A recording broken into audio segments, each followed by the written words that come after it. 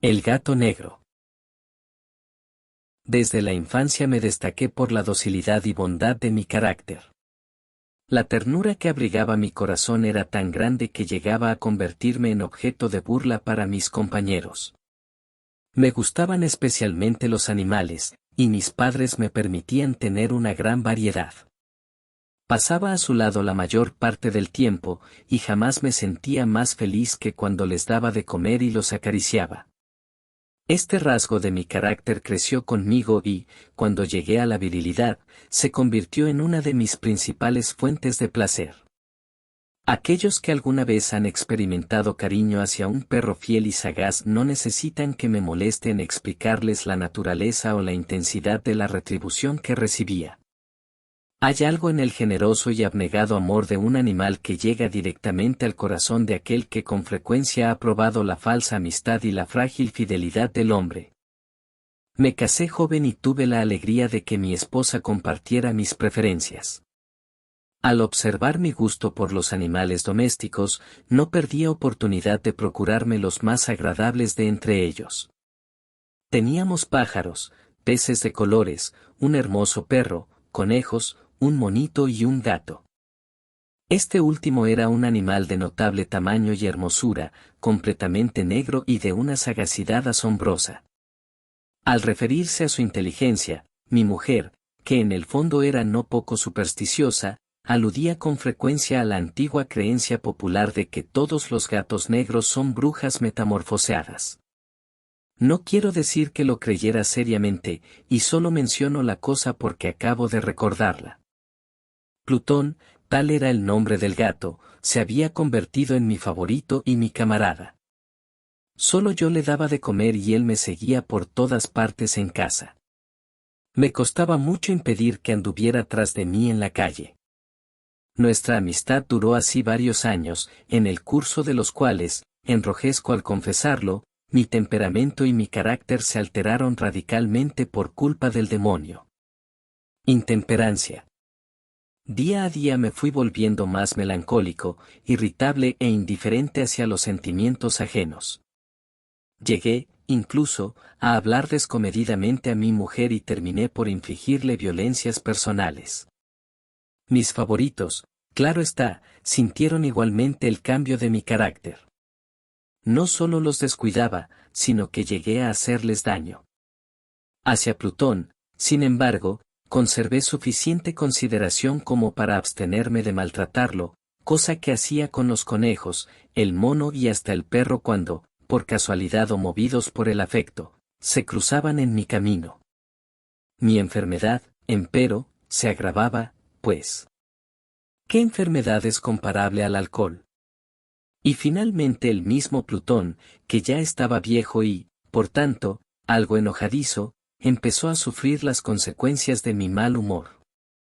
Una noche en que volvía a casa completamente embriagado, después de una de mis correrías por la ciudad, me pareció que el gato evitaba mi presencia. Lo alcé en brazos, pero, asustado por mi violencia, me mordió ligeramente en la mano. Al punto se apoderó de mí una furia demoníaca y ya no supe lo que hacía. Fue como si la raíz de mi alma se separara de golpe de mi cuerpo, una maldad más que diabólica, alimentada por la ginebra, estremeció cada fibra de mi ser. Sacando del bolsillo del chaleco un cortaplumas, lo abrí mientras sujetaba al pobre animal por el pescuezo y, deliberadamente, le hice saltar un ojo. Enrojezco, me abrazo, tiemblo mientras escribo tan condenable atrocidad. Cuando la razón retornó con la mañana, cuando hube disipado en el sueño los vapores de la orgía nocturna, sentí que el horror se mezclaba con el remordimiento ante el crimen cometido, pero mi sentimiento era débil y ambiguo, no alcanzaba a interesar al alma. Una vez más me hundí en los excesos y muy pronto ahogué en vino los recuerdos de lo sucedido. El gato, entretanto, mejoraba poco a poco. Cierto que la órbita donde faltaba el ojo presentaba un horrible aspecto, pero el animal no parecía sufrir ya. Se paseaba, como de costumbre, por la casa, aunque, como es de imaginar, huía aterrorizado al verme. Me quedaba aún bastante de mi antigua manera de ser para sentirme agraviado por la evidente antipatía de un animal que alguna vez me había querido tanto. Pero ese sentimiento no tardó en ceder paso a la irritación. Y entonces, para mi caída final e irrevocable, se presentó el espíritu de la perversidad. La filosofía no tiene en cuenta a este espíritu, y, sin embargo, tan seguro estoy de que mi alma existe, como de que la perversidad es uno de los impulsos primordiales del corazón humano, una de las facultades primarias indivisibles, uno de esos sentimientos que dirigen el carácter del hombre. ¿Quién no se ha sorprendido a sí mismo 100 veces en momentos en que cometía una acción tonta o malvada por la simple razón de que no debía cometerla? No hay en nosotros una tendencia permanente, que enfrenta descaradamente al buen sentido, una tendencia a transgredir lo que constituye la ley por el solo hecho de serlo?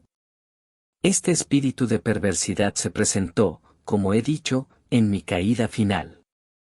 Y el insondable anhelo que tenía mi alma de vejarse a sí misma, de violentar su propia naturaleza, de hacer mal por el mal mismo, me incitó a continuar y, finalmente, a consumar el suplicio que había infligido a la inocente bestia. Una mañana, obrando a sangre fría, le pasé un lazo por el pescuezo y lo ahorqué en la rama de un árbol, lo ahorqué mientras las lágrimas manaban de mis ojos y el más amargo remordimiento me apretaba el corazón. Lo ahorqué porque recordaba que me había querido y porque estaba seguro de que no me había dado motivo para matarlo, lo ahorqué porque sabía que, al hacerlo, cometía un pecado mortal que comprometería mi alma hasta llevarla, si ello fuera posible, más allá del alcance de la infinita misericordia del Dios más misericordioso y más terrible. La noche de aquel mismo día en que cometí tan cruel acción me despertaron gritos de incendio. Las cortinas de mi cama eran una llama viva y toda la casa estaba ardiendo. Con gran dificultad pudimos escapar de la conflagración mi mujer, un sirviente y yo. Todo quedó destruido. Mis bienes terrenales se perdieron y desde ese momento tuve que resignarme a la desesperanza. No incurriré en la debilidad de establecer una relación de causa y efecto entre el desastre y mi criminal acción. Pero estoy detallando una cadena de hechos y no quiero dejar ningún eslabón incompleto. Al día siguiente del incendio acudí a visitar las ruinas. Salvo una, las paredes se habían desplomado. La que quedaba en pie era un tabique divisorio de poco espesor, situado en el centro de la casa, y contra el cual se apoyaba antes la cabecera de mi lecho. El enlucido había quedado a salvo de la acción del fuego, cosa que atribuía a su reciente aplicación. Una densa muchedumbre habíase reunido frente a la pared y varias personas parecían examinar parte de la misma con gran atención y detalle. Las palabras extraño, curioso y otras similares excitaron mi curiosidad. Al aproximarme vi que en la blanca superficie, grabada como un bajorrelieve, aparecía la imagen de un gigantesco gato. El contorno tenía una nitidez verdaderamente maravillosa. Había una soga alrededor del pescuezo del animal. Al descubrir esta aparición, ya que no podía considerarla otra cosa, me sentí dominado por el asombro y el terror. Pero la reflexión vino luego en mi ayuda. Recordé que había ahorcado al gato en un jardín contiguo a la casa. Al producirse la alarma del incendio, la multitud había invadido inmediatamente el jardín. Alguien debió de cortar la soga y tirar al gato en mi habitación por la ventana abierta. Sin duda, habían tratado de despertarme en esa forma. Probablemente la caída de las paredes comprimió a la víctima de mi crueldad contra el enlucido recién aplicado, cuya cal, junto con la acción de las llamas y el amoníaco del cadáver, produjo la imagen que acababa de ver. Si bien en esta forma quedó satisfecha mi razón, ya que no mi conciencia, sobre el extraño episodio, lo ocurrido impresionó profundamente mi imaginación. Durante muchos meses no pude librarme del fantasma del gato, y en todo ese tiempo dominó mi espíritu un sentimiento informe que se parecía, sin serlo, al remordimiento. Llegué al punto de lamentar la pérdida del animal y buscar, en los viles antros que habitualmente frecuentaba, algún otro de la misma especie y apariencia que pudiera ocupar su lugar. Una noche en que, borracho a medias, me hallaba en una taberna más que infame, reclamó mi atención algo negro posado sobre uno de los enormes toneles de ginebra que constituían el principal moblaje del lugar. Durante algunos minutos había estado mirando dicho tonel y me sorprendió no haber advertido antes la presencia de la mancha negra en lo alto. Me aproximé y la toqué con la mano. Era un gato negro muy grande, tan grande como Plutón y absolutamente igual a este, salvo un detalle. Plutón no tenía el menor pelo blanco en el cuerpo, mientras este gato mostraba una vasta aunque indefinida mancha blanca que le cubría casi todo el pecho. Al sentirse acariciado se enderezó prontamente, ronroneando con fuerza, se frotó contra mi mano y pareció encantado de mis atenciones. Acababa, pues, de encontrar el animal que precisamente andaba buscando. De inmediato, propuse su compra al tabernero, pero me contestó que el animal no era suyo y que jamás lo había visto antes ni sabía nada de él. Continué acariciando al gato y, cuando me disponía a volver a casa, el animal pareció dispuesto a acompañarme. Le permití que lo hiciera, deteniéndome una y otra vez para inclinarme y acariciarlo. Cuando estuvo en casa, se acostumbró a ella de inmediato y se convirtió en el gran favorito de mi mujer. Por mi parte, pronto sentí nacer en mí una antipatía hacia aquel animal. Era exactamente lo contrario de lo que había anticipado, pero, sin que pueda decir cómo ni por qué, su marcado cariño por mí me disgustaba y me fatigaba. Gradualmente, el sentimiento de disgusto y fatiga creció hasta alcanzar la amargura del odio. Evitaba encontrarme con el animal, un resto de vergüenza y el recuerdo de mi crueldad de antaño me vedaban maltratarlo. Durante algunas semanas me abstuve de pegarle o de hacerle víctima de cualquier violencia, pero gradualmente, muy gradualmente, llegué a mirarlo con inexpresable odio y a huir en silencio de su detestable presencia, como si fuera una emanación de la peste. Lo que, sin duda, contribuyó a aumentar mi odio fue descubrir, a la mañana siguiente de haberlo traído a casa, que aquel gato, igual que Plutón, era tuerto. Esta circunstancia fue precisamente la que le hizo más grato a mi mujer, quien, como ya dije, poseía en alto grado esos sentimientos humanitarios que alguna vez habían sido mi rasgo distintivo y la fuente de mis placeres más simples y más puros. El cariño del gato por mí parecía aumentar en el mismo grado que mi aversión. Seguía mis pasos con una pertinencia que me costaría hacer entender al lector. Donde quiera que me sentara venía a ovillarse bajo mi silla o saltaba a mis rodillas, prodigándome sus odiosas caricias. Si echaba a caminar, se metía entre mis pies, amenazando con hacerme caer, o bien clavaba sus largas y afiladas uñas en mis ropas, para poder trepar hasta mi pecho. En esos momentos, aunque ansiaba aniquilarlo de un solo golpe, me sentía paralizado por el recuerdo de mi primer crimen, pero sobre todo, quiero confesarlo ahora mismo, por un espantoso temor al animal. Aquel temor no era precisamente miedo de un mal físico y, sin embargo, me sería imposible definirlo de otra manera. Me siento casi avergonzado de reconocer, sí, aún en esta celda de criminales me siento casi avergonzado de reconocer que el terror, el espanto que aquel animal me inspiraba, era intensificado por una de las más insensatas quimeras que sería dado concebir. Más de una vez mi mujer me había llamado la atención sobre la forma de la mancha blanca de la cual ya he hablado, y que constituía la única diferencia entre el extraño animal y el que yo había matado. El lector recordará que esta mancha, aunque grande, me había parecido al principio de forma indefinida, pero gradualmente, de manera tan imperceptible que mi razón luchó durante largo tiempo por rechazarla como fantástica. La mancha fue asumiendo un contorno de rigurosa precisión. Representaba ahora algo que me estremezco al nombrar, y por ello odiaba, temía y hubiera querido librarme del monstruo si hubiese sido capaz de atreverme. Representaba, digo, la imagen de una cosa atroz, siniestra, La imagen del patíbulo. Oh lúgubre y terrible máquina del horror y del crimen, de la agonía y de la muerte. Me sentí entonces más miserable que todas las miserias humanas. Pensar que una bestia, cuyo semejante había yo destruido desdeñosamente, una bestia era capaz de producir tan insoportable angustia en un hombre creado a imagen y semejanza de Dios. Ni de día ni de noche pude ya gozar de la bendición del reposo. De día, aquella criatura no me dejaba un instante solo, de noche, despertaba hora a hora de los más horrorosos sueños, para sentir el ardiente aliento de la cosa en mi rostro y su terrible peso, pesadilla encarnada de la que no me era posible desprenderme, apoyado eternamente sobre mi corazón. Bajo el agobio de tormentos semejantes, sucumbió en mí lo poco que me quedaba de bueno.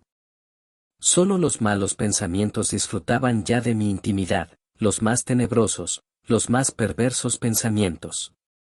La melancolía habitual de mi humor creció hasta convertirse en aborrecimiento de todo lo que me rodeaba y de la entera humanidad, y mi pobre mujer, que de nada se quejaba, llegó a ser la habitual y paciente víctima de los repentinos y frecuentes arrebatos de ciega cólera a que me abandonaba. Cierto día, para cumplir una tarea doméstica, me acompañó al sótano de la vieja casa donde nuestra pobreza nos obligaba a vivir. El gato me siguió mientras bajaba la empinada escalera y estuvo a punto de tirarme cabeza abajo, lo cual me exasperó hasta la locura. Alzando un hacha y olvidando en mi rabia los pueriles temores que hasta entonces habían detenido mi mano, descargué un golpe que hubiera matado instantáneamente al animal de haberlo alcanzado. Pero la mano de mi mujer detuvo su trayectoria. Entonces, llevado por su intervención a una rabia más que demoníaca, me zafé de su abrazo y le hundí el hacha en la cabeza. Sin un solo quejido, cayó muerta a mis pies. Cumplido este espantoso asesinato, me entregué al punto y con toda sangre fría a la tarea de ocultar el cadáver. Sabía que era imposible sacarlo de casa, tanto de día como de noche, sin correr el riesgo de que algún vecino me observara. Diversos proyectos cruzaron mi mente. Por un momento pensé en descuartizar el cuerpo y quemar los pedazos. Luego se me ocurrió cavar una tumba en el piso del sótano. Pensé también si no convenía arrojar el cuerpo al pozo del patio o meterlo en un cajón, como si se tratara de una mercadería común, y llamar a un mozo de cordel para que lo retirara de casa. Pero, al fin, di con lo que me pareció el mejor expediente y decidí emparedar el cadáver en el sótano, tal como se dice que los monjes de la Edad Media emparedaban a sus víctimas. El sótano se adaptaba bien a este propósito.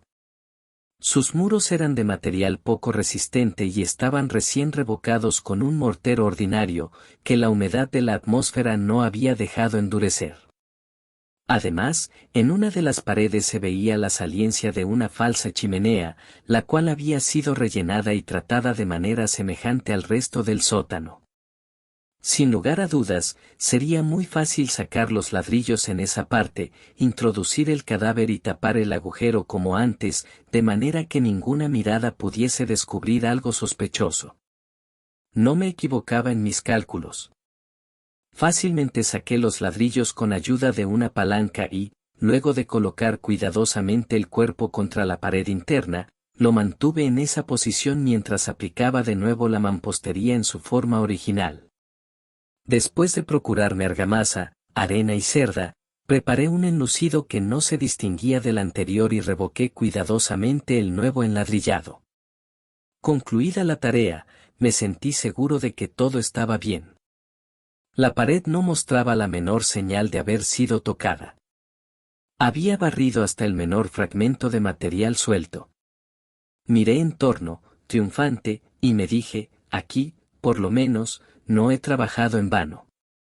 Mi paso siguiente consistió en buscar a la bestia causante de tanta desgracia, pues al final me había decidido a matarla. Si en aquel momento el gato hubiera surgido ante mí, su destino habría quedado sellado, pero, por lo visto, el astuto animal, alarmado por la violencia de mi primer acceso de cólera, se cuidaba de aparecer mientras no cambiara mi humor. Imposible describir o imaginar el profundo, el maravilloso alivio que la ausencia de la detestada criatura trajo a mi pecho. No se presentó aquella noche, y así, por primera vez desde su llegada a la casa, pude dormir profunda y tranquilamente, sí, pude dormir, aún con el peso del crimen sobre mi alma. Pasaron el segundo y el tercer día y mi atormentador no volvía. Una vez más respiré como un hombre libre. Aterrado, el monstruo había huido de casa para siempre.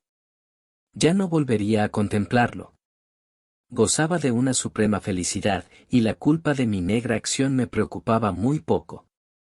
Se practicaron algunas averiguaciones, a las que no me costó mucho responder. Incluso hubo una perquisición en la casa, pero, naturalmente, no se descubrió nada. Mi tranquilidad futura me parecía asegurada. Al cuarto día del asesinato, un grupo de policías se presentó inesperadamente y procedió a una nueva y rigurosa inspección. Convencido de que mi escondrijo era impenetrable, no sentí la más leve inquietud. Los oficiales me pidieron que los acompañara en su examen. No dejaron hueco ni rincón sin revisar.